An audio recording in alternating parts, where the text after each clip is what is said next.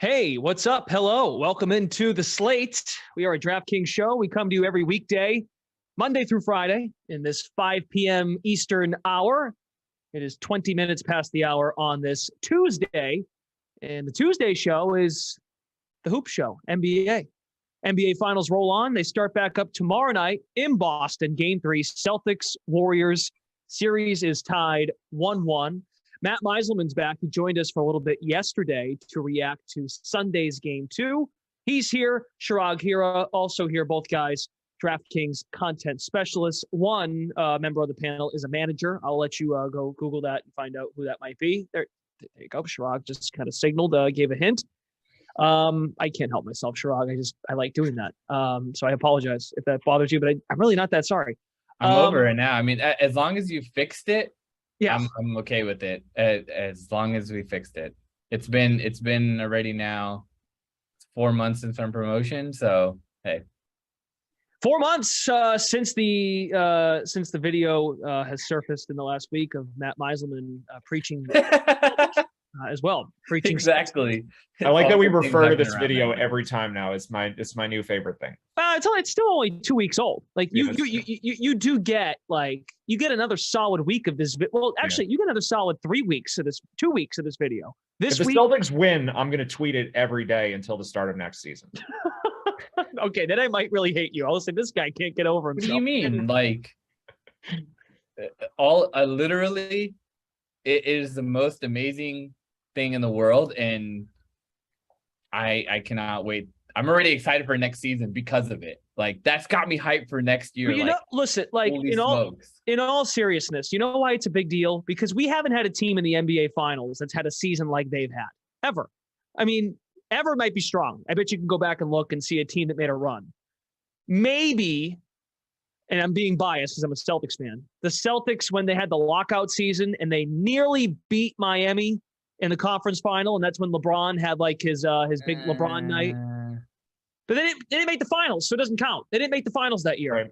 Point being is the teams that have been in the finals in the last decade have been basically the teams we expected to be there, right? Miami, San Antonio, maybe the Spurs. They made that run with Kawhi, young Kawhi.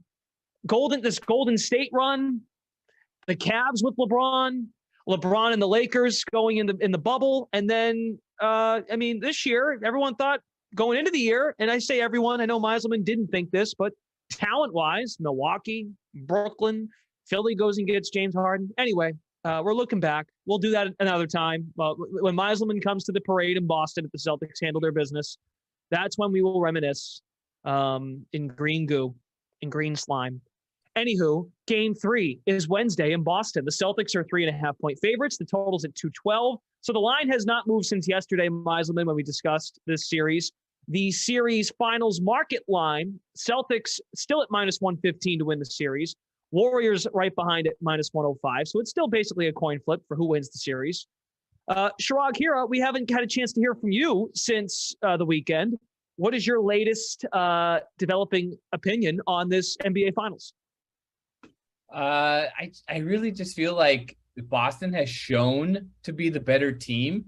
Golden State has just done their normal patented third quarter explosions. One game, it was the finishing move, and the other game, the Celtics were able to respond.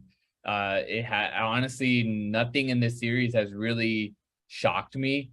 Jason Tatum, sure, having that poor performance in game 1 was a little bit off, but you knew the Celtics were going to be able to knock down their three-pointer shooters, or knock down the three-point shots. If you go back and you look at this team, you don't really say wow, I'm going to win a three-point contest against the Warriors with this team. Nobody's a really above average or known as an above average three-point shooter, but they're all consistent. And when they get hot as a team, they get hot as a team, and they really feed off of each other, and their chemistry is great. But I just think that Boston has shown their ability on defense, their depth, their ability to go different ways. Now with Gary Payton back, and Meiselman mentioned this a bunch, he's a big key, and you could see how invigorated the team got. But it's going to take a lot from the Warriors to be able to overcome the Celtics, and I just don't think they're going to be able to in game 3. I think we're going to see a nice bounce back performance from Al Horford and Marcus Smart for sure. Celtics are 6-0 off a loss in these playoffs, but the difference, Meiselman, is now they're in a spot where they are going home after a loss. Typically, they're losing the home game, then going on the road, and then we find out, okay, this young basketball team is pretty resilient when you consider they're going on the road. They're 4-5 at home in these playoffs, under 500 at home this season. Some other things that we're looking ahead here into game 3. What kind of adjustments do the Celtics make in response to what Steve Kerr did in terms of the spacing Boston had was not very good? How do they get Al Horford involved? You go from 6 of 8 from 3 in game 1 to 0 attempts from 3. And Horford was pretty, he was pretty, I mean, he spoke right out and said, like, they made it tough for me to even get a look. Never mind make a shot.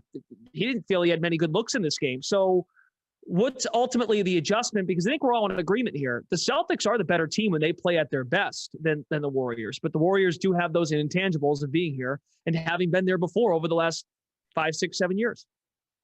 Yeah, I mean, hopefully we just get more of Horford playing at center, because if he's on the court with Daniel Tice, it's so easy to guard Al Horford because you don't have to worry about Tice. So that's a really big deal in the series, just how much Tice is playing. I really hope that, I mean, it's just so strange that he's getting as many minutes as he's getting. To me, this is a massive change that would just be so easy to make. Like, I'm just totally baffled that Tice is playing as much as he is. He's getting into games in the first quarter in both games in this series. I just don't understand it, because like, they could even play Grant Williams at center as long as Looney's not out there, because then the offensive glass becomes a problem. Yeah. Like, if you have Draymond Green at the 5, you can even just play Grant Williams at the 5. So to me, there's no reason for Tice to play at all. Horford at the 5 is better for him statistically. He's going to rebound more. So from like a DFS angle, that'll help him there. But just in terms of his effectiveness, I think he's better playing center. He's a good rebounder. And yeah, if he's the guy who's on the perimeter and he's playing with 4 guards, that just makes it a lot easier for him to get open looks. And to the point of the Celtics making a lot of threes, like, they don't have great shooters necessarily, but they have so many competent shooters, like, that are at least capable, that someone's always open, because you can't just leave anybody. And to me, that's really the biggest difference between these two teams, is that there are guys on the Warriors that you almost don't have to guard from the perimeter, and there's no one on the Celtics that fits that. You kind of have to pay attention to everybody in their rotation, maybe with the exception of Tice. So hopefully we just take him out of the rotation. But everyone else, like, you have to worry about them. They're all versatile players. So I think the Celtics will try to make the adjustment of playing smaller. I think this will kind of go hand in hand with that. I think playing faster will help them too. And then the part of the series that I'm most unsure about, and I usually hate to even bring this up, but like, the officials clearly just let Draymond Green do whatever he wanted in game 2. Yeah. And I have to imagine, with this game shifting to Boston, like, I'm not going to suggest that there's some conspiracy in the league is like telling the officials, listen, we want a longer series. Let's, skew the calls towards Golden State to make sure that they can get this game so that we don't have a sweep or a 5-game series or something like that. Like, obviously, if the NBA could choose, they want a 7-game series, just more ratings, just more games. More games, right? Yeah. So, like, of course they would pick that if they could pick it. I think it's more subconscious on part of the officials, where they're just, they feel, they kind of feel the home crowd, and they're just giving calls more towards the home team. So hopefully that shifts in Boston, but it does make, if the officiating is going to be so inconsistent, then it makes the series a lot more high variance than we might have expected. I think that could be part of the reason we've seen so many blowouts in the playoffs. Is I think we can all agree, like, most people watching basketball this playoffs have had a lot to say about the refs, and some games it's great and some games it's just awful, and it's not necessarily even predictable which direction the officiating helps. Like, it's just all over the place. So my hunch is that the refs will kind of make up for game 2, especially with it being a Boston crowd, and the Celtics will get more calls. Draymond will not be able to get away with all the stuff he got away with in game 2. But the Celtics don't necessarily need it. They just need the game to be called fairly, because they're the better team, and now they're going to be home 3 of the remaining 5 games. So I feel pretty good about the Celtics winning this series still.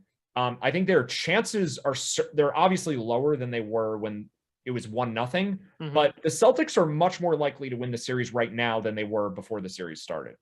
And that's yeah, go ahead. I'll cut it there. Let's my quick response to the officiating is they kind of trap themselves, because when you give Draymond that tech, Draymond's been in enough of these games, and essentially he dared them. He dared them to throw him out of the game. He knew he had that first one. Are they really going to call a second one on me in the NBA Finals in Game 2? Because it's already happened in the Finals, if we all recall, when LeBron and the Cavs came back down 3-1. Draymond got tossed out of a game, and he had to get suspended for a game, right? Because he reached that was a low blow. This is different. I mean, this was a pan. Oh, what he did was a low blow. I mean, come on. Right. It adds up, but the officials, he put the pressure on the officials to make a bold call, and they chose not to. So yes, the inconsistency is in part of it is like Draymond's reputation is going to get him called more some of the time and then called less other times, right? Like you could argue that because Draymond is known for doing this stuff, because he's involved in so many antics so much of the time, he can get away with more just due to the sheer volume of like non-basketball plays he makes. Whereas like if he just did it once in a while, it would be much more noticeable.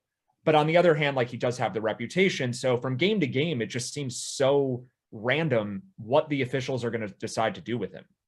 So he's trying to stretch the rules every time. We got some news. 5:30, usual pump, but I don't think that both players are. They are listed questionable, Otto Porter and Gary Payton, but I do not believe that. They were not listed questionable ahead of Game 2, though. So that is semi-notable because Robert Williams is going to be questionable. Yes. I don't know if it'll be the whole series, but him being questionable is the same, right? Like there's no reason to expect it's any different. He's probably going to play on a minutes limit, but it says right here he was. If I remember correctly, Porter and Payton were not questionable last game. Iguodala was questionable and then ultimately ruled out. Him being questionable again, I think, like, he's dealing with something. Because they said Payton was available for Game 1, and then he was going to be in the rotation for Game 2. Yeah, so like the reason that I'm less confident now compared to before the series, like the Celtics got their split, so in that sense, they're better positioned to win the series, but they also have to deal with Gary Payton now. But if Payton somehow is like re-aggravated his arm in some way, and he doesn't play, like I didn't see. Sherrod can comment maybe if he saw anything, firsthand, because as we mentioned yesterday, like neither of us really saw the game, but just looking at the box score, like Payton's impact is plus minus when he was out there. Jaylen Brown's like inefficient game with the turnovers and the bad shooting. And then Payton also himself went 3 for 3 from the field. If they have to play Damian Lee or Moses Moody again, or just more minutes of Thompson, Curry, and Poole together, like that would be a huge win for the Celtics. So maybe we're reading too much into this. Like you said, Sherrod, maybe this is just nothing and it's just a technicality that they're listed questionable. But if those guys are actually hurt, like this is the main reason I've been down on the Warriors throughout the playoffs is I think Payton and Porter are really important. They've missed a lot of games. Yep. I honestly don't think that this is serious, but when I saw Porter out there, he looked fine. Payton hit a 3. So I honestly don't think that there was anything wrong with them. I think it's more or less just like, if they decide to change the rotation or whatever, this gives them an out, I guess. Okay. It's Payton's left arm and he's left-handed. So he's shooting with the injured elbow, right? So if he's shooting, then clearly he's got to be fine. Yeah. So I'm glad you brought up some of the rotational pieces of the Warriors. So Gary Payton was the standout name for Golden State in Game 2. As we hit on this yesterday a bit, Matt, plus 15 in the score column, in the plus-minus column. 25 minutes, didn't miss a shot, played pretty good defense. So Iguodala doesn't play. Gary Payton does play. As for Boston, I know the blowout skews this a bit. Derek White has played more minutes the last 2 playoff games than Marcus Smart. So I would like to now remember Smart has also been dinged up here in these playoffs. He's had to miss a handful of games over the course of this run. I'm curious as to what we should expect out of Smart in Game 3 and Game 4. I just pulled up his points, rebounds, assists, because that's typically a good gauge to figure out what kind of game or what kind of impact Smart is having. Now, if you look at his line, he went for 9 on this. 2 points, 2 rebounds, 5 assists, played 25 minutes. Derek White, again, played a lot of that fourth quarter when the game was already over. I acknowledge that. So, but White played 30 minutes, scored 12 points. What kind of, by getting at this, if the Celtics are going to win the series, we saw this in Game 7. Smart had a huge Game 7 against Miami. Typically, when Smart has a good night scoring with Brown and with Tatum, the Celtics have played well, and the Celtics are winning a lot of these playoff games. What's your how do you weigh Marcus Smart here going forward in terms of his impact? Well, I think Smart's lack of playing time to me seems it's mostly circumstantial. Maybe there's like a tiny part of it where we should be concerned about his health, but in Game 1, he lost minutes specifically because Payton Pritchard was just that good. Like there was just no way they were going to sub Pritchard and White out of the game during their enormous run where like both guys were playing great on both ends of the floor. Like to take one of them out, basically it took Pritchard finally missed a shot and then they put Smart back in with 3 minutes left.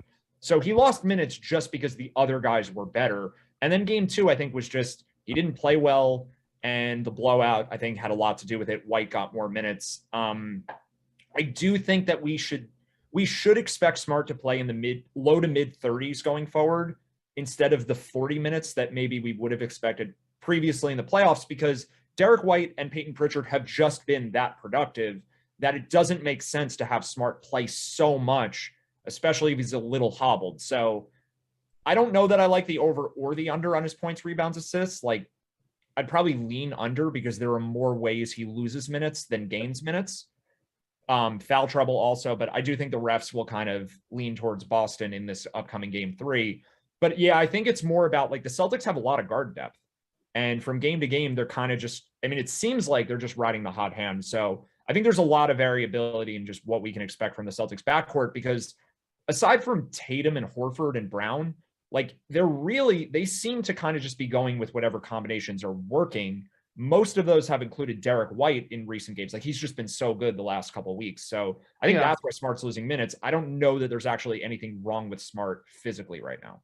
But I'm saying I think they need him to be a factor if they're going to win the series. Well, unless White and Pritchard just play great, right? Then they don't really need, but they need one of those guys to be great. Yeah, they need a basically a point guard to be able to come in there and combined make like anywhere between 10 to 20 points from that rotation. Threes. They got to make threes.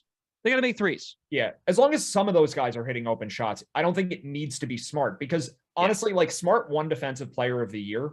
I think Derek White's just as good defensively as he is. Agreed. Like, it doesn't matter which it is. That's true. I mean, White has played really well as of late, beginning of the postseason, really since they acquired him. The Celtics were already streaking out of the hole they were in before they got him. I mean, they had already won. Their winning streak was already at 9 before. The biggest question I have for all of NBA Twitter, honestly, is I would like to find the receipts on the people that like dogged that trade, because the moment it went down, I was just like, there it is. That's exactly the player they needed. That's exactly the guy they needed. And I think, yes, Daniel Theis has not been playing well. And I was on an earlier show, I mentioned this, but just having that big man depth, and we're seeing it because of Robert Williams' injury, just having the guy, he's a net negative, but just having that able to go with that rotational piece and not have to burn out one of their guys like Al Horford playing 45 minutes or something. And he probably will in like Game 5, Game 6, or Game 7. And I just think that the trades that were made in the middle of the year just were exactly what they needed. I mean, there's no question Theis helped them in the regular season, but I think he's hurting them in the playoffs. Like the trade was really good to have that big man depth because, like you didn't want Horford playing so much. Williams was hurt towards the end of the year. Having Theis at that point was a big deal, and I think it was at least some of the reason why the Celtics were able to overtake the Sixers and win the division and get the 2 seed. But right now, like Theis is a liability, and the fact that he's there is almost forcing their hand to play him. Like if he wasn't available, the Celtics would just have to go smaller, which is what we want anyway. Yep. So the depth was good, but we don't need depth right now. We just need the best 5-man combinations we can get at any given moment. And none of those include him, especially not in this matchup. Like if the Warriors were a bigger team, like if the Celtics were playing the Sixers, having Tice to guard someone like Embiid would help. But this matchup, like he's just like the amount of times that his man has screened for Curry, and then Tice can't, like he just has to drop back because if he comes up on Curry, Curry's going around him. Right. He's too slow. He just can't do it. Robert Williams is actually, I mean, he's not healthy, but in general, the length of Robert Williams allows him to stay further back. Tice does not have that luxury. So I just think it's a total disaster matchup wise. I do like the fact that he's on the roster. I just don't think he should be playing. Let this sink in, everybody. The Warriors plus 3.5 in this game 3 is the biggest underdog for Golden State in terms of the number they're getting. It's the biggest. This is the biggest underdog spot Golden State has been in their 31 finals games under Steve Kerr. So I would say this is the worst Golden State team that has made the finals under Steve Kerr. Not the worst team overall. They had a couple down years, but or at least one down year, right? The other way you could flip that, because I don't necessarily disagree with you. Yeah. This might be the best defense they've faced of any team. I think it's both. Finals, right? Absolutely, it's both. The Celtics are the best defense and one of the best teams they faced in the finals. Like I think the Celtics team is actually historically good. You know, they've been to the finals. They've been to the finals 4 times. They had to face Kawhi and the Raptors. Yeah. And the Cavs twice. Yeah, there's probably one of those 2 Cavs teams is better than this Celtics team, but I think it's comparable. The biggest difference to me, though, between this Warriors team and older Warriors teams, like previous Warriors teams, is that Klay Thompson is not the same Klay Thompson. Yeah, and you said like, sure, we could say Curry's a little older, Draymond's a little older. I think those are minor downgrades. Like Curry's not that much worse than in his prime. He's probably just off his peak, but he's pretty close to the same player he's always been, maybe slightly worse. Klay Thompson is not even, he went 4 for 19, right, in game 2. And even when they played him in garbage time, Shrog, we talked about this yesterday. Right. They were playing him in the 4th quarter for a confidence boost. Yep. This is Klay Thompson. And he still couldn't buy a bucket, and he still couldn't hit the shots. I mean, what are we doing? I mean, sit his butt down. Like, you're in the finals. This guy's been here before. I mean, that's how you really know that something might be up. Jordan Poole's better than him. Like, does anyone disagree with that? Like, I legitimately think Poole should just take his starting spot. I think when you say it out loud, it's hard to process that, but you might be right. Or Payton, right? Like, the Payton's defense is huge. Maybe he's hurt. He's not better than Klay Thompson, Gary Payton. I think he is. He's not better at offense. But like, Sirag, I hesitate to disagree with him, but I just keep thinking back to January 4th. And I just shut up. I know. Well, it's not. I mean, I honestly, if there's any superstitious part of me, when I start to talk badly about Klay, there's a thing in the back of my mind where I'm like, here comes the game where he just hits like 10 straight threes, and I'm going to regret that I said anything about him. But it's going to happen at some point, like in the next year or two, and it could happen during this series, but that's so infrequent. He does that once in a while. Like, this is not the norm for him. And maybe it happens in game 3, and I'm going to be very miserable watching him do it. But in general, Klay has to be wide open to get a shot up because he has no ability off the dribble. Like, he can't create his own shot whatsoever. Well, yeah, and and the thing is, like, the Celtics were running out in game 2 to get him off the line. And I actually think that it's a mistake because what ended up happening is that he was able to put it down and get it to Looney in the post or get it to someone to get it in the rotation. What I believe is they should close out, yes, but make it a contested shot so that he still has to take the jumper because what his adjustment was that he had started driving it in game 2. Yeah, it did look just from the highlights like the defense was, I don't want to say lazy, but it was just like uncoordinated, kind of the way it was in the first quarter of game 1, where they just like didn't stick to the game plan. And hopefully, I mean, I have to imagine we see major adjustments with the way the Celtics guard. And some of it is just, focus and intensity. And the crowd's going to be huge for that. So just to go back to the point quickly about the Celtics home record in this year's playoffs, I mean, a lot of that's a product. They're facing really good teams. Like we have overlooked, and I know I've made this point before, we've overlooked just how competent of a team the Nets were. And I think the Celtics handled them mostly because the Celtics are just really good. But the Nets were good. The Bucks were even better. The Heat were a really good team. Like being 4-5 at home against those teams, yeah, it's not what you'd want, but like they've faced really good teams. So I don't think this is a trend. Like I think the Celtics deserve to be larger. Maybe this is like, we'll tie it back to the actual betting line. 3.5 is not high enough. Like the Celtics should be 5, 6, maybe 7-point favorites in this game. Wow. They should be -170, -180, something like that for the series in my mind. Like, I just think they played so far below expectation in game 2, and then add on the whatever weirdness with the officiating that we've all noticed in game 2. Like, I don't want to throw that game out, but I don't think that my mind has been changed whatsoever. Like, I think the Celtics should win these 2 games. But the other thing about the officiating too, just to be like, that was still a competitive game at the time that happened. Like the Celtics were winning that game. Right? Well, maybe Shrag has a better read on it. Glash, I guess you saw the first half too. Like, the officiating wasn't good in the first half. The Celtics just overcame it, right? And then they weren't able to keep playing through that. And then Jordan Poole made a shot from half court. That, yeah. But it wasn't like the refs picked it up after halftime, right? Like correct. The officiating. It was already over. They were down 30 within a few minutes of the third quarter. Right. Yeah. So, how about, hey, I know we don't do this much. Maybe we have, and it hasn't occurred to me, but we don't talk totals a lot. I mean, we've talked about these 2 defenses look, we talk a lot about Boston's defense, and Golden State's got a pretty good defense as well. What's our read on the total? Because this clearly went under as a result of Boston only scoring 88 in game 2. So I did look at, I don't know how much we want to put into the database here for a game as a sample size, but both games that were close in the 4 games they played each other so far have gone over, and then the blowouts are the ones that have gone under. You're talking their regular season meetings as well. I included the regular season meetings and the 2 finals ones, and the ones that went over were the close games where there was just an offensive showcase and both teams hitting shots. And then on the blowouts, we ended up going on the under. Yeah, I don't want to care about that too much. Like the first time these teams played in the regular season, Al Horford didn't play, and I believe Robert Williams also didn't play. The second meeting, Steph Curry only played 1 half. And then in this series, we had Gary Payton. I think the biggest reason why the total is now lower is because Gary Payton is playing. Although maybe he's not, and then it changes the dynamics. But if Payton doesn't play game 3, I lean over. Just because I think they have to play guys who are much worse defensively. I think it increases Poole's minutes. And Poole is very good offensively and very bad defensively. The more he plays, the more conducive to an over it is. Yep. So I guess to quickly recap where we were, right? Like we didn't do a show before game 2. So I'm not actually sure. Like I didn't really think about the total. Before game 1, we were all just unsure because we didn't know what rotations would look like.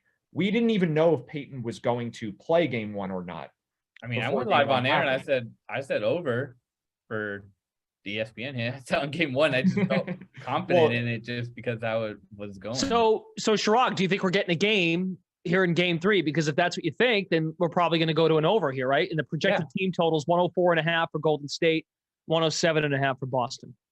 I honestly think that's going to be a really, really good game. And the only thing that makes me think about like wondering about the under is the free throw shooting. So if we get a lot of free throws, we're actually have a higher chance to go over because that stops the clock, adds points. The other team can respond in that manner without having to actually go back and forth. So if we get if there's a lot of fouls called, which I believe there has the potential to be if Jalen and Jason attack the basket a lot, but that's just kind of my thought process there. I thought the officials did a good job in game 1 staying out of the way. Now that still hit an over, right? Yeah, that was pretty fluky. That game hit the over. Like the shooting was insane in game. Correct. Yeah. Exactly right. Because if you look at the free throw attempts, Boston had 16, Golden State had 15. It wasn't anything out of the, that's if you could play that game over again, knowing the way fouls were called, you'd bet the under every time. The shooting was just totally well above expectation. Celtics made over 50% of their threes in game 1, and the Warriors weren't too far behind that. So like if the officials call it that way every time, you probably want to bet under every game. Yeah, exactly. And if anything, the free throw attempts went up for both teams in game 2, and we still found ourselves in an under spot. Here's my question. Here's another question, because we're talking a lot about guys hitting open shots. Like for Boston, if they're guys like White hits open shots, Payton Pritchard hits open shots. Horford didn't get a look, though, in this game. This series might come down to who makes twos. Golden State missed a lot of easy twos in game 2. They could have been up more in this game early in the ball game, I felt. Yeah. What is with the Celtics having? We saw this in the Milwaukee series. What was it? Their number? And remember Game 1 that their makes from 2 was like they were like 20%, something absurd. I got to go back and look at it, but their percentage shooting from 2 was brutal. Like that's kind of what I feel it comes down to for Boston. They got to make 2s besides their 3s. Yeah, that's the Milwaukee series you're talking about. It was Game 1 in Boston. The Celtics lost. Clearly, it didn't matter, as we all know. We have seen these spurts from Tatum where he's like missing layups, which is just strange. Like I don't really know. Go up strong, would you? But Milwaukee's got the best rim protection in the NBA, so I don't know. Here we go. I got it right here. The Celtics shot 18 of 50 from 3, 36%. Right. Their overall field goal percentage for the game was 33%. So I'm doing quick math. They were 10 for 34 from 2. That's Game 1 Milwaukee, or you have Game 1 Milwaukee. Yeah, I mean Giannis and Brook Lopez is like the best interior defense. Right, that's obviously not Golden State. That's not Golden State at all. Looney and Draymond as a duo are pretty good, but like the Giannis Lopez thing is a nightmare for any opponent. And Milwaukee also, like, they're trying to make you drive because they know they have those guys there. Like those two are just insanely good at the rim. But yeah, in this series, like I don't know, there's just been. I feel like the whole playoffs have just had very strange outcomes, like blowouts that haven't resulted in comebacks where teams are just going up 30 points all over the place. I mean, part of why the games are so high variance is because when both teams are shooting a lot of threes, you get misses turn into fast breaks. And that doesn't explain why you have missed 2-pointers. I don't really have a good answer for that, but I think it does explain why there's a lot of blowouts and a lot of big runs. Is just because every time you miss a 3, it's essentially like a turnover, or it's like a partial. It's more like a turnover than a missed layup is. Right. So yep. I don't really know what to say. Like, yeah, Tatum has it ignites the break where he's not making layups. It ignites the Golden State break as well on a missed 3. Yeah, and it happens the other way too. Like the Celtics get a lot of points off of defensive rebounds when the defense isn't set going the other way. And I hope part of the reason I agree the over makes more sense. I think the total is reasonably fair, and I just honestly don't have a good feel for it. But I would lean over in part because it seems to me like when the Celtics have a bad game, their normal adjustment coming off of a bad game is to play faster.